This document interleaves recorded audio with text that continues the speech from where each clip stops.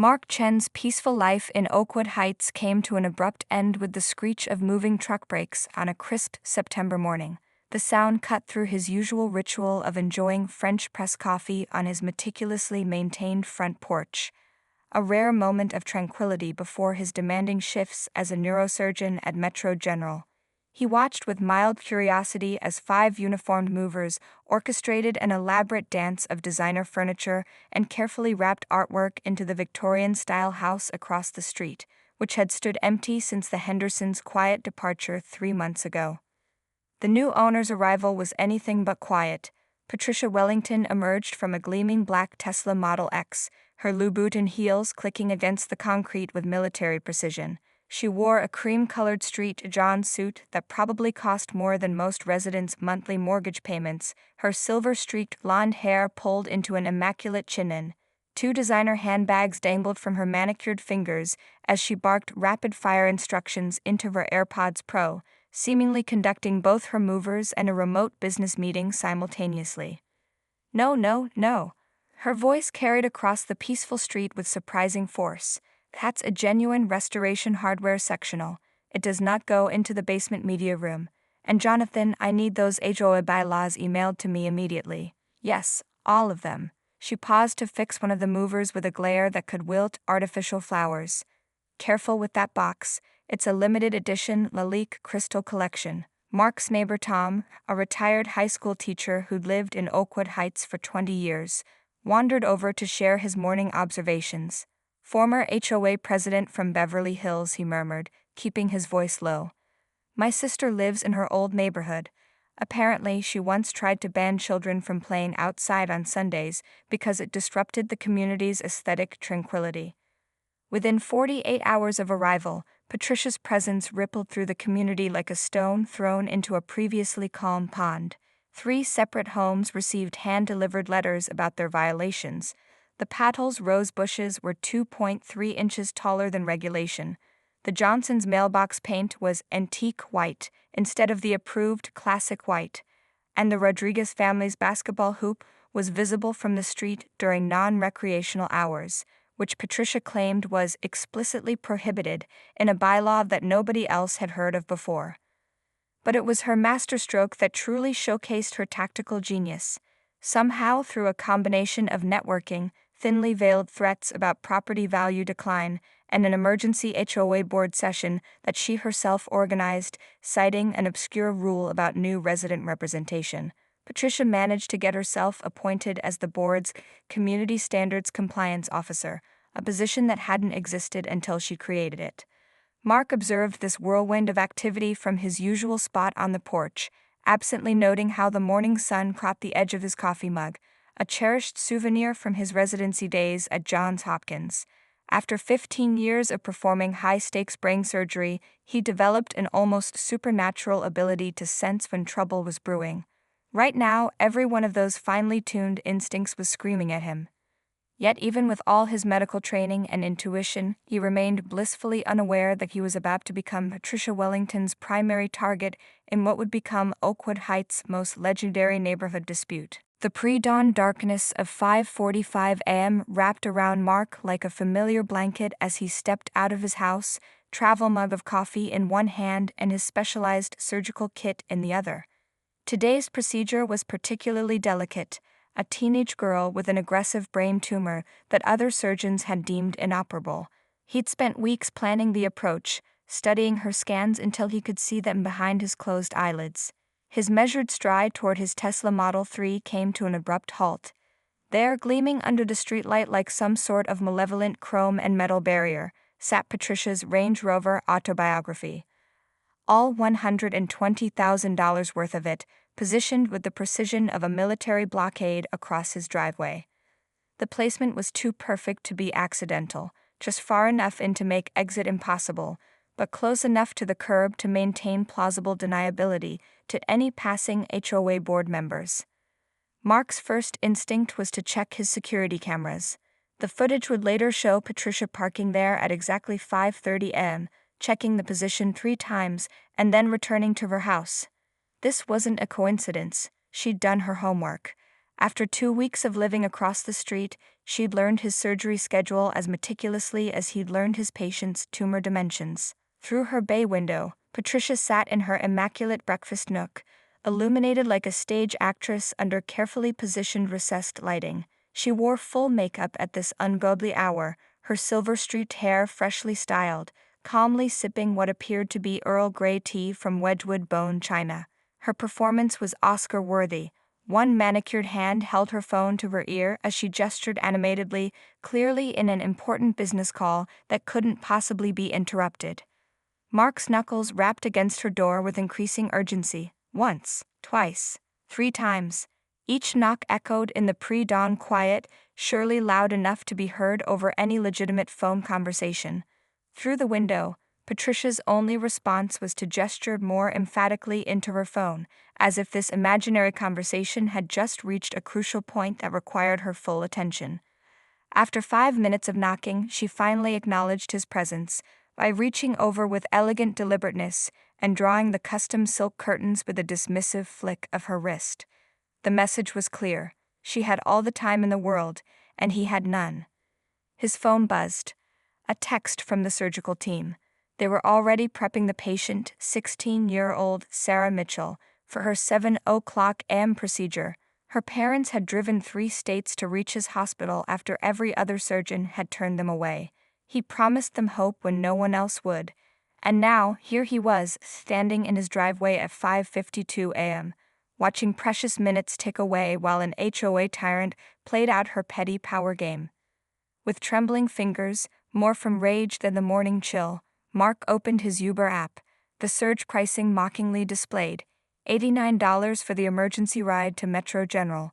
He hit confirm, watching the little car icon begin its journey on the screen, while mentally calculating if he could still make it in time to maintain proper surgical protocols. As he waited, he noticed a slight movement of the curtain, Patricia no doubt savoring her victory. What she couldn't see was the steel entering his eyes. In the operating room, Mark was known for his patience, his precision, and his meticulous planning.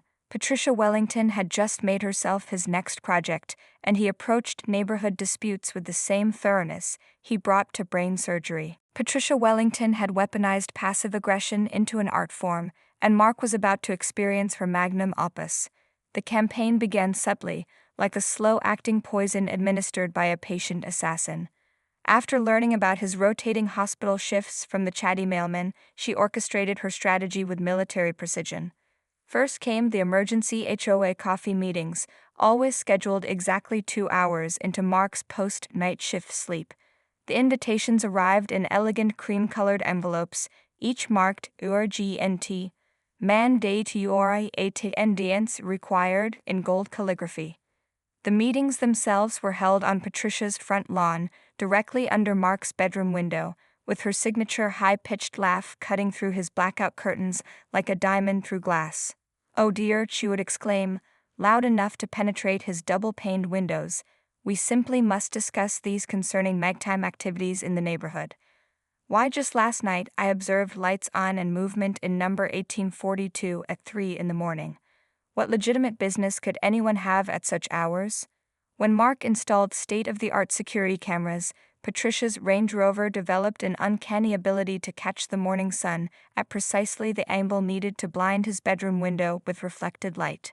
The vehicle's position shifted daily, each adjustment calculated to maximize glare while remaining technically within parking regulations. She'd even gone so far as to have her car detailed weekly, ensuring maximum reflective potential. Her emails to the HOA board were masterpieces of insinuation. As a concerned resident deeply invested in our community's welfare, one began, "I feel compelled to bring attention to certain properties that may impact our collective property values." What followed was a 3-page dissertation on the correlation between irregular sleeping patterns and property maintenance, complete with photos of Mark's house taken at strategic angles to make his immaculate lawn appear unkempt. The psychological tactics escalated weekly. She began ordering late-night food deliveries to his house, deliveries he hadn't made, always timing them to arrive just as he was falling asleep. The confused delivery driver's repeated doorbell ringing would jolt him awake, and Patricia's security cameras, installed after his, captured every frustrated interaction.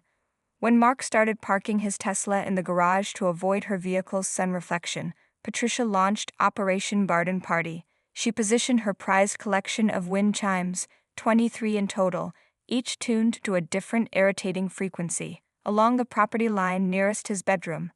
The tinkling symphony was accompanied by the mechanical whir of her newly installed outdoor fountain, its pump mysteriously loudest during his typical sleeping hours. Her piece de resistance came in the form of a formal complaint to the HOA about his hostile and concerning behavior. The 15-page document included timestamps of his comings and goings, screenshots from her security footage showing him skulking, walking to his car at night, and a psychologist's article about the dangers of sleep deprivation, helpfully highlighted in neon yellow. Mark, however, wasn't just any sleep-deprived target. Years of medical residency had taught him to function on minimal rest, and his surgical training had given him an appreciation for patient, methodical responses. As he reviewed Patricia's latest email, this one questioning whether his profession was suitable for our family-oriented community, he began formulating his own operation. Patricia thought she was waging psychological warfare, but she was about to learn that a neurosurgeon's understanding of cause and effect went far beyond her HOA playbook. Mark's weekly grocery run to Whole Foods took an unexpected turn in the organic produce section. As he debated between heirloom tomatoes, Sarah Martinez, the cashier who lived 3 doors down from Patricia, caught his eye. Her usual cheerful demeanor cracked as she glanced around before approaching him. "Dr. Chen," she whispered, straightening imaginary items on a shelf, "I saw what she did with the Range Rover. She did something similar to us last month." Sarah's teenage son had been practicing basketball in their driveway at 6:30 p.m. on a Tuesday. She claimed the noise was disrupting her evening meditation. Next thing we knew, our hoop was declared a non-conforming recreational structure, and we had 48 hours to remove it. As Mark bagged his groceries, he noticed how Sarah's hands trembled slightly. Kevin's grades have dropped since then. Basketball was his stress relief, you know. And with college applications coming up, she trailed off, but the implication was clear. Patricia's AOA tyranny wasn't just an inconvenience, it was affecting people's lives. His next stop was Cedar Creek Coffee, where he'd been getting his morning Americano for years. Jasmine Wong, the owner who lived in the pale yellow cottage on Maple Street, pulled him aside while preparing his drink. "I heard about the driveway incident," she said, her voice low despite the whirring of coffee grinders. "She tried to shut down my home-based business last week, claimed my commercial activities violated zoning laws, even though I only do bookkeeping and inventory here." Jasmine showed him a stack of certified letters from Patricia, each more threatening than the last. "I'm a single mom running a legitimate business," she sighed, her exhaustion evident. "I can't afford to fight this legally, but I also can't afford to lose my home office." The pattern became clearer with each conversation. At the dry cleaners, Mr. Park revealed how Patricia had reported his wife's home piano lessons as unauthorized music performances. At the local park, Emily Richardson, a night shift nurse, shared how her medical scrubs hanging on a clothesline had been deemed visual pollution. Mark began documenting everything meticulously, creating a shared Google Drive folder titled Neighborhood Watch. Ring doorbell footage, security camera clips, emails, certified letters, each piece of evidence carefully dated and categorized. He discovered Patricia specifically targeted residents who worked unusual hours, single parents, or those who lived alone, people she perceived as vulnerable or unlikely to mount significant resistance. The folder grew exponentially as neighbors gained access. Tom, the retired teacher, contributed screenshots of Patricia's social media posts complaining about neighborhood decline. The Patel family added recordings of her making thinly veiled remarks about maintaining the community's traditional character during HOA meetings. Even teenage Kevin Martinez uploaded clips of Patricia photographing their driveway at odd hours. Most disturbing was the evidence of her systematic approach. A discarded notebook, photographed by Mrs. Rodriguez's housekeeper, revealed Patricia's actual target list. She categorized neighbors by profession, family status, and perceived compliance likelihood. Mark's name was at the top, marked with 3 red stars and the notation night shift, vulnerable to sleep disruption. But Patricia had miscalculated. As a neurosurgeon, Mark understood networks, both neural and social. Each connection he made strengthened the community's resistance. Every shared story revealed another piece of her strategy. While she focused on isolating individuals, she'd inadvertently created something more powerful, a united neighborhood ready to stand against her. The Oakwood Heights Community Center hadn't seen this many residents at an HOA meeting since the Great Garden Gnome debate of 2019. The usual crowd of retirees and property value enthusiasts was joined by an unprecedented number of newcomers, their presence sending ripples of tension through the room. Patricia sat at the board table in her trademark Street John suit, this one in power red, carefully arranging her Robert's Rules of Order handbook and gold Mont Blanc pen. Mark arrived exactly 7 minutes before the meeting start, carrying a sleek laptop bag and a small projector. Patricia's perfectly penciled eyebrow arched slightly, the only indication that this deviation from normal protocol had registered. The other board members, mostly Patricia's carefully cultivated allies, shifted uncomfortably in their seats as Mark began setting up his equipment. "I believe we should proceed with the standard agenda," Patricia announced, her voice carrying that particular tone of authority she perfected over years of HOA leadership. First item: discussion of the proposed amendments to the garbage bin placement regulations. Point of order, Mark interrupted, his surgical precision evident in his timing. According to Bylaw 7.3, any resident may request agenda modifications at the meeting's start with majority approval. He paused, looking around the room. "I move to discuss documented violations of HOA harassment policies." The room erupted in whispers. Patricia's hand tightened around her pen, but her smile remained fixed. "I'm not aware of any harassment issues that warrant." The projector hummed to life, casting its beam onto the community center's wall. The first image showed a split-screen security camera view. Patricia parking her Range Rover at 5:30 am, then the timestamp jumping to show her watching Mark's attempts to leave for work. Next came her email to the board claiming she was out of town during that period. "I have prepared a comprehensive presentation," Mark continued, his voice carrying the same calm authority he used when explaining complex procedures to nervous patients. "We'll begin with documented instances of targeted harassment, then move to evidence of discriminatory enforcement of HOA rules, and conclude with proof of falsified board reports." Patricia's attempt to interrupt was drowned out by Jasmine Wong standing up. "I have additional evidence," she announced, holding up her folder of certified letters. Like a dam breaking, others began rising. Sarah Martinez with her son's declining grade reports, Mr. Park with recordings of Patricia's comments about certain people's activities, Mrs. Rodriguez with photographs of Patricia measuring her garden gnomes with a ruler at midnight. The other board members watched in stunned silence as neighbor after neighbor came forward. The evidence was damning. Patricia's notebook detailing her target list, timestamps showing her systematic campaign of disruption, emails revealing her manipulation of HOA rules for personal vendettas. "This is preposterous," Patricia finally managed, her composure cracking. "I've done nothing but tried to maintain our community's standards. These people," she gestured dismissively at the crowd, "clearly don't understand the importance of proper property management."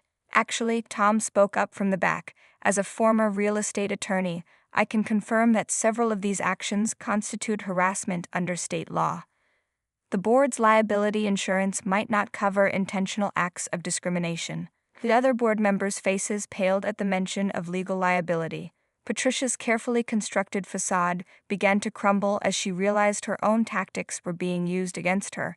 Every word she spoke was being recorded, every reaction documented. Mark calmly clicked to the next slide, this one showing property value trends. "Interestingly, our neighborhood's desirability ratings have dropped 15% since these aggressive enforcement tactics began.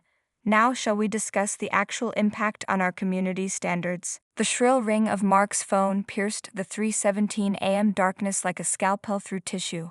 His eyes snapped open, instantly alert. This wasn't his regular ringtone. This was the code blue emergency tone reserved for the most critical cases. Dr. Sarah Williams, his colleague in emergency medicine, was already speaking before he could fully process being awake. "Mark, we need you." Multiple vehicle pileup on I-95.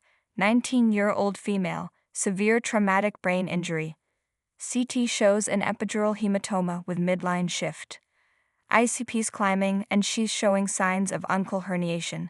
Parents already signed consent, or team is assembling. His mind instantly switched to surgical mode, calculating timing and procedures.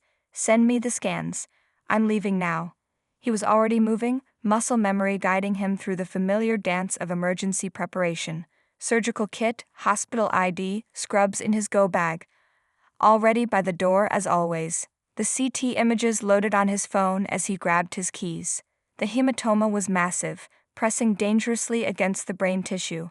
Every minute counted now. The difference between a full recovery and permanent disability, or worse, could be measured in seconds. Mark's practiced efficiency screeched to a halt as he opened his front door. There, illuminated by streetlights like some cosmic joke, sat Patricia's Range Rover. The white SUV gleamed malevolently, positioned with mathematical precision across his driveway. His security camera's green LED blinked steadily, recording this latest act of calculated obstruction. "No, no, no," his whispered fury carried in the pre-dawn quiet. Through his security feed, he could see the timestamp of her parking job, 3:12 a.m. She'd somehow known he was on call. Perhaps she'd overheard his conversation with the hospital scheduling office during yesterday's routine HOA inspection of his front yard. His phone buzzed again, Dr. Williams sending the patient's vitals. Blood pressure rising, indicating increasing intracranial pressure. The girl's name was Jessica Martinez, a college freshman heading home from a late-night study session. Her whole future hung in the balance, and Patricia's Range Rover stood between her and potentially life-saving surgery. Mark took a deep breath, the kind he used before making the first incision in a difficult procedure. He prepared for this possibility, had all the numbers saved. His fingers moved with practiced precision, like handling surgical instruments. First, the police, not 911, but the direct line to Officer Rodriguez, who'd documented the previous incidents. Next, Dave's 24-hour towing, already briefed on the situation and ready with the necessary paperwork. His phone's camera recorded everything: the position of the SUV, the clear obstruction of his driveway, his medical ID badge showing on-call status. The timestamps would be crucial, both for legal purposes and to dismantle any counter-narrative Patricia might attempt to construct. Through her bay window, he could see movement. Patricia was awake, of course, watching. She'd orchestrated this moment, probably expecting another frustrated Uber ride, another small victory in her campaign of harassment. What she didn't expect was the calm smile that crossed Mark's face as he made one final call. "Metro Hospital Dispatch. This is Dr. Chen. I need an emergency pickup at 1842 Oakwood Drive. Priority 1 transport to OR 3. Yes. I'm activating the physician emergency transport protocol." As if summoned by some cosmic stage manager, the first police cruiser turned onto their street, lights silent but running. In his mind, Mark could see the OR team prepping, the monitors ready, the surgical instruments being laid out. Patricia had finally overplayed her hand, and in doing so had given him exactly what he needed to end this, legally, decisively, and with the full weight of public safety documentation behind him. The next 7 minutes unfolded with the precision of a well-rehearsed surgical procedure. Officer Rodriguez's cruiser rolled to a silent stop, followed 30 seconds later by his partner, Officer Chen, no relation to Mark, but the coincidence would later fuel neighborhood gossip for weeks. Dave's 24-hour towing arrived exactly 2 minutes after that, the hydraulic lift already humming to life, its yellow warning lights painting the pre-dawn street in surreal pulses of amber. Patricia burst from her front door like a silk-robed tornado, her mud mask only half removed, creating a grotesque two-tone effect that would later feature prominently in several neighbors' social media posts. Her designer slippers, Gucci, monogrammed, probably worth more than Dave's monthly towing fees, slapped against the pavement as she charged toward her beloved Range Rover. "This is harassment," Her voice carried through the quiet street with the same intensity she usually reserved for accusing neighbors of using non-regulation mailbox paint. "I demand to speak to your supervisor. Do you have any idea who I am? I'm the Community Standards Compliance Officer, Officer Rodriguez, a veteran of 15 years on the force and countless HOA disputes, maintained his professional demeanor.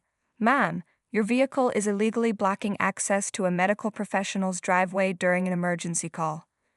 We have documented evidence of premeditation, as your security cameras show you parking here at 3:12 a.m., 5 minutes before the emergency dispatch." The gathering crowd of neighbors, many still in pajamas but all with phones raised, watched as Patricia's theatrical performance reached new heights. She waved a bound copy of the HOA bylaws, its pages bristling with color-coded tabs like a shield against reality. "These are private roads.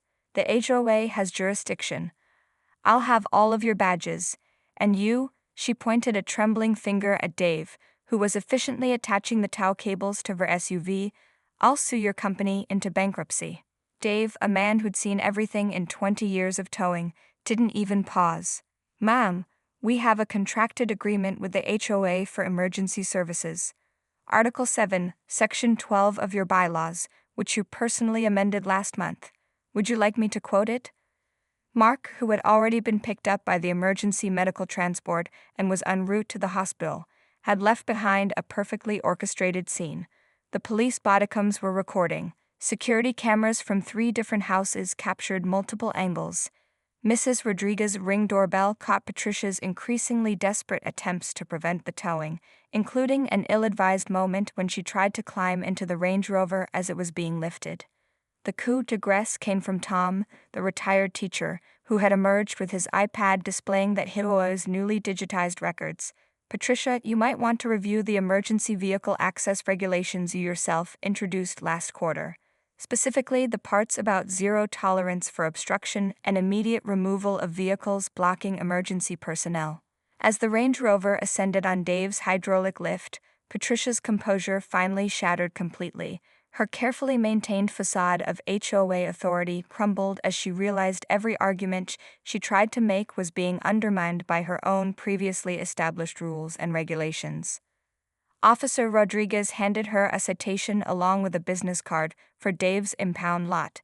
"Your vehicle can be retrieved during regular business hours, Monday through Friday, 9 a.m. to 5 p.m.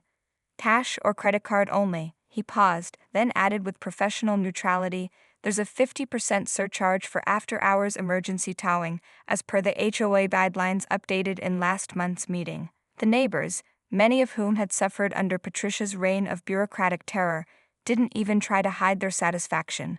Some were already creating a group chat titled "Justice Served Cold," like Patricia's morning tea. The video would later become the most watched post in the neighborhood's next-door history.